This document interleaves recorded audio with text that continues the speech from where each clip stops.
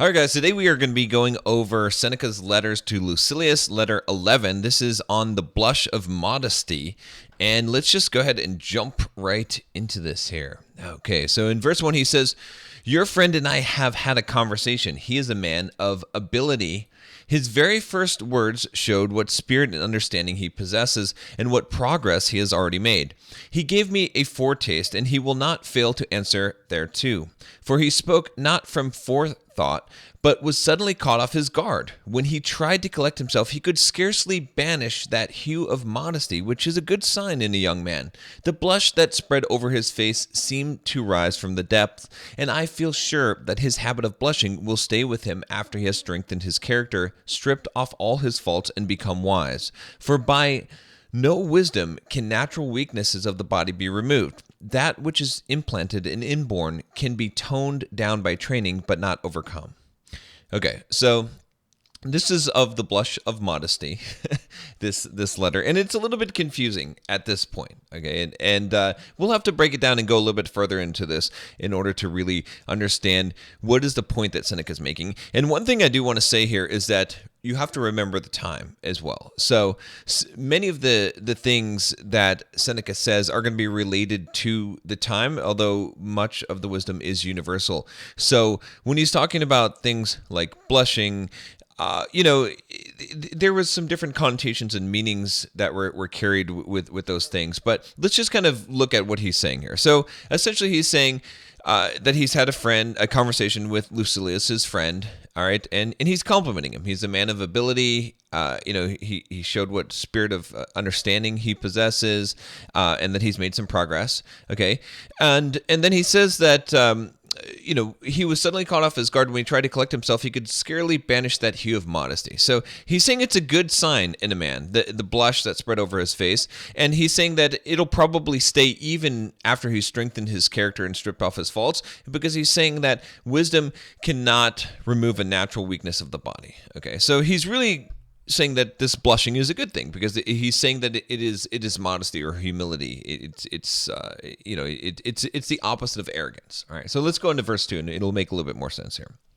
In verse 2, he says, "The steadiest speaker, when before the public, often breaks into a perspiration, as if he had wearied or overheated himself. Some tremble in the knees when they rise to speak. I know of some whose teeth chatter, whose tongues falter, whose lips quiver. Training and experience can never shake off this habit. Nature exerts her own power, and through such a weakness makes her presence known even to the strongest." So his view on this is that being nervous, speaking in front of a crowd, those type of things, you're always going to, you can't really train that out of you, that you're going to still be nervous. You're still going to have that habit. Now, and this is where I might personally disagree with Seneca in this case, but let's hear more of what he has to say.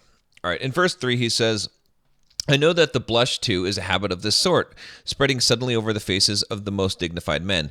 It is indeed more prevalent in youth because of the warmer blood and the sensitive countenance. Nevertheless, both seasoned men and aged men are affected by it. Some are most dangerous when they redden, as if they were letting all their sense of shame escape." So you can see this. These are some observations when people get flushed red, when they get angry, right? That is something that happens, and you do know that in younger children that it's more likely to see that. So let's go on here. He says in verse 4, "Sulla, when the blood mantled in his cheeks, was in his fiercest mood.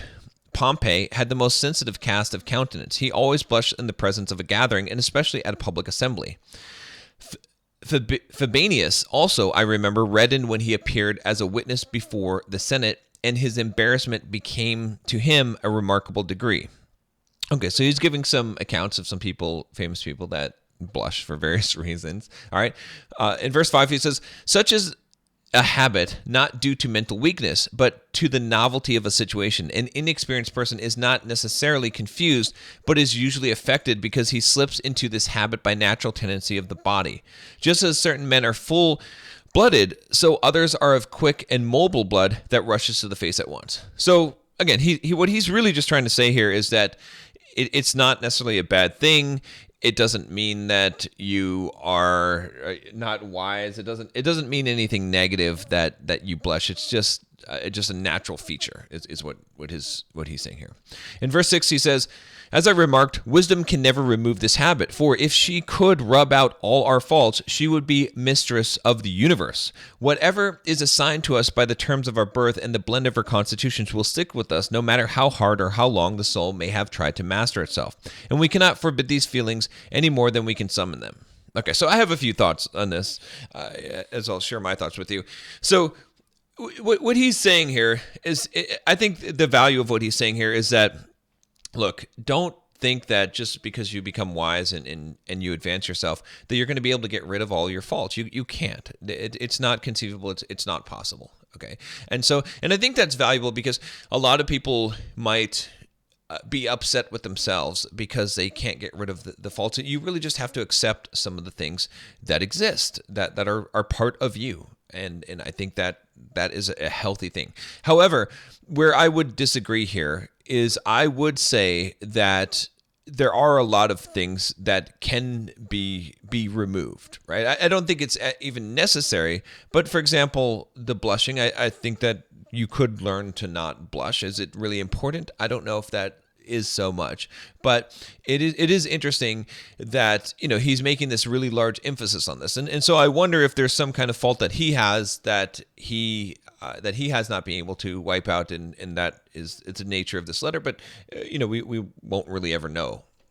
In verse 7, he says, "Actors in the theater who imitate the emotions, who portray fear and nervousness, who depict sorrow, imitate bashfulness by hanging their heads, lowering their voices, and keeping their eyes fixed and rooted upon the ground. They cannot, however, muster a blush, for the blush cannot be prevented or acquired. Wisdom will not assure us of a remedy or give us help against it. It comes or goes unbidden and is a law to itself.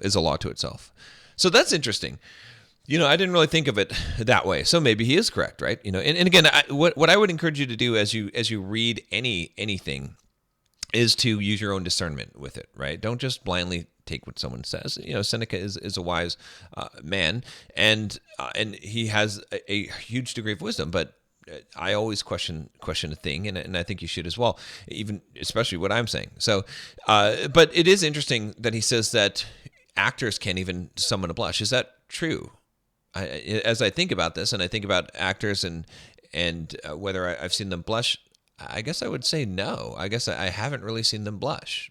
Maybe that's not true, but maybe it is something that is completely out of your control. I'm not sure on that, but it's interesting. It's interesting to think about. In verse 8, he says, "But my letter calls for its closing sentence. Hear and take to heart this useful and wholesome motto. Cherish some man of high character and keep him ever before your eyes, living as if he were watching you and ordering all your actions as if he beheld them." Okay, so his letter was about blushing. It's interesting. We could talk about that. And why would he choose a letter about blushing? I don't know. It's interesting. Not every single letter is going to hit you hard with a huge amount of wisdom. But even in this letter, he ends this with some real wisdom here, right? Which is, he says, "Cherish some man of high character and keep him ever before your eyes, living as if he were watching you and ordering all your actions as if he beheld them." So this is actually really good advice. Why? Because what he's saying here is he's saying, look, pretend like pick some guy, some person of very, very high character who you would respect and admire, and pretend like this person is watching you all the time. Okay, now why would you do this? The reason why is because you're going to act better, right? So think about if you were in the company of, I don't know, let's say a billionaire or a president of a country, you would probably act differently in the presence of that person. You would probably carry yourself a little bit differently. You probably wouldn't use crass language. You would be on your best behavior. And what he's saying is, do that all the time. It's a good idea. All right, in verse 9, he says, "Such, my dear Lucilius, is the counsel of Epicurus. He has quite properly given us a guardian and an attendant. We can get rid of most sins if we have a witness who stands near us when we are likely to go wrong. The soul should have someone whom it can respect, one by whose authority it may make even its inner shrine more hallowed. Happy is the man who can make others better, not merely when he is in their company, but even when he is in their thoughts. And happy also is he who can so revere a man as to calm and regulate himself, calling him to mind. One who can so revere another will soon be himself worthy of reverence. So again, this is what he's saying here. Is he's saying, look, this is a way to avoid most of the mistakes that you're going to make in life. Have someone watching you, right? Especially someone that you respect. And if that's the case, just like we talked about in another letter about praying to God as if all men could hear you, and acting in the manner, when you're around men as if God could see you, this is the same thing here. And it's like, you can really do this. Some people wear a little thing on their wrist of what would Jesus do, WWJD, and that's fine. I mean, that's a decent reminder, because that's the point of it, right? Is to make it so that if you were in the presence of this person that you respect, then what would you do, right? How would you behave? It's a great way to think about things. You should always be pretending like people can see you, right? That's also why when I do YouTube videos, I try to be as transparent as possible. I want to tell you all the things on the camera, because by doing so, if I have to report my life, right, on my other channel, then you know that I have to live it the right way when I have to report those things. So the other thing that he's saying here is that if you could be the kind of person who can take a person who is revered and modulate your actions in that way. So he's saying, the way that he said it is, he said, happy also is he who can so revere a man as to calm and regulate himself by calling him to mind. So if you can be that kind of person that can think of someone in your mind, and then that will influence your actions in a positive way, then pretty soon you're going to become that person that's worthy of reverence, which I think is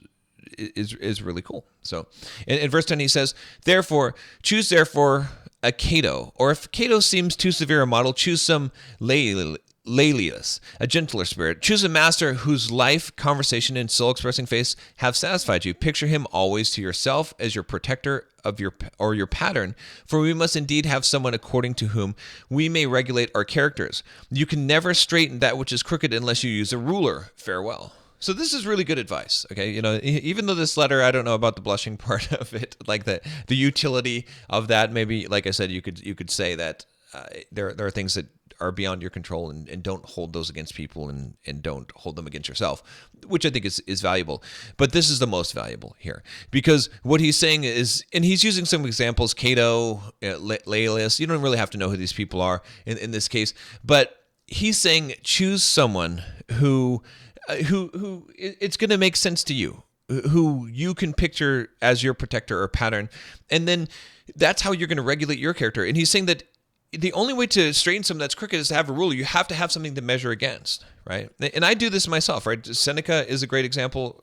I sometimes think, what if Seneca were here? What if Seneca were watching me? I've got different characters. Maybe there's a lot of people that in the Bulldog Mindset, my other channel, that think about what would I do in that case, right? You have to have some kind of model that you're going to model things against, so that you can know when you're going in the wrong direction. And it is really useful. It is a very useful thing that will help guide you, because sometimes it's easier for us to decide what someone else would do than it is what we should do. And when we can model it off of someone that we respect and we trust, we can kind of form that mental model in our head, and we can say, oh, okay, this is the choice I should make because this is what this person would do. All right, we will see you tomorrow.